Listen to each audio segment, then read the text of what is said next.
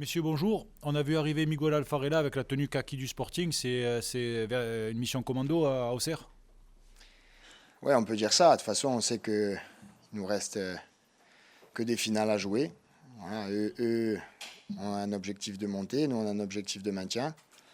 Donc on ne va pas y aller en victime et on va aborder ce match avec cet esprit commando pour sortir de ces eaux troubles.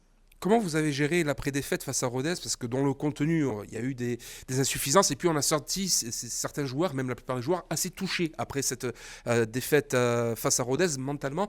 Comment vous avez géré tout ça cette semaine?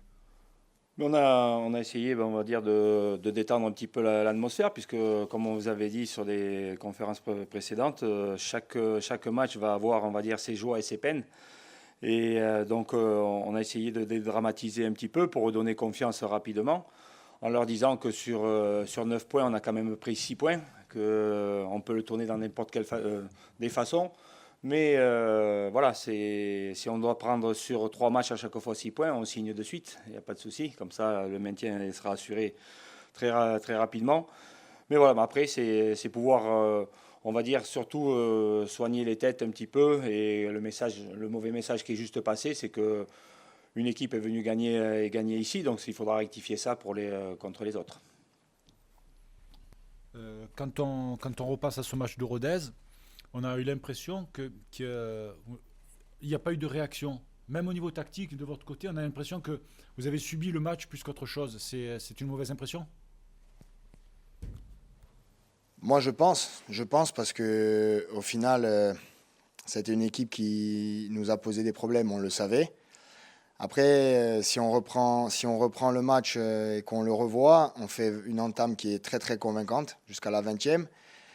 C'est sûr que sur l'une de leurs premières occasions, ils marquent sur coup de pied arrêté. Derrière, on est un peu décontenancé. On finit bien la mi-temps. On réentame bien la seconde mi-temps, où on a quelques occasions.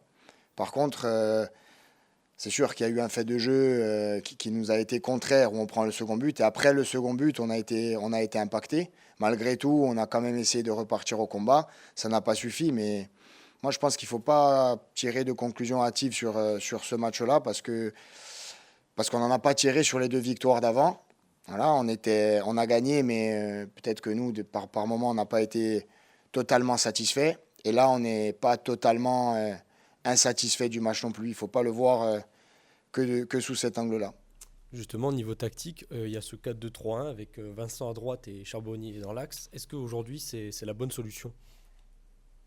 La bonne solution, on est en train de travailler comme on vous avait dit, sur les premiers matchs, on ne pouvait pas tout changer non plus, tout révolutionner. Donc, on a fait de la continuité, on a essayé de redonner, on va dire, de l'envie du mental un petit peu à tout le monde. Donc, on a fait 2 matchs où il y a eu des bonnes choses, des mauvaises choses, mais par contre, il y a eu le contenu, l'agressivité, se battre ensemble. Et par contre, maintenant, on va essayer un petit peu d'amener notre touche à nous, comme on le sent aussi.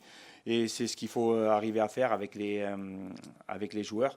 Maintenant, un match nous est proposé chez le leader. Ça ne sera pas facile. Mais on n'y va pas en victime non plus. On y va avec nos armes. Et si à un moment donné, Auxerre nous batte, ça veut dire qu'ils auront réussi à nous passer dessus. Sur ce match chez le leader, vous allez devoir un peu retravailler la défense, puisqu'on sait que Keita est suspendu et que Charles Traoré est blessé. Ça a été annoncé par le Sporting pour les 2 prochains matchs.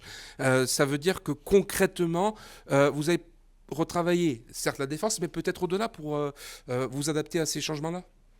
Ouais, il est évident que c'est des joueurs qui vont nous manquer. Après, on a un effectif de qualité. Il ne faut pas oublier qu'il y a des joueurs qui attendent pour avoir un peu plus de temps de jeu. Et ça va être à eux de nous prouver qu'ils sont à la hauteur de l'événement.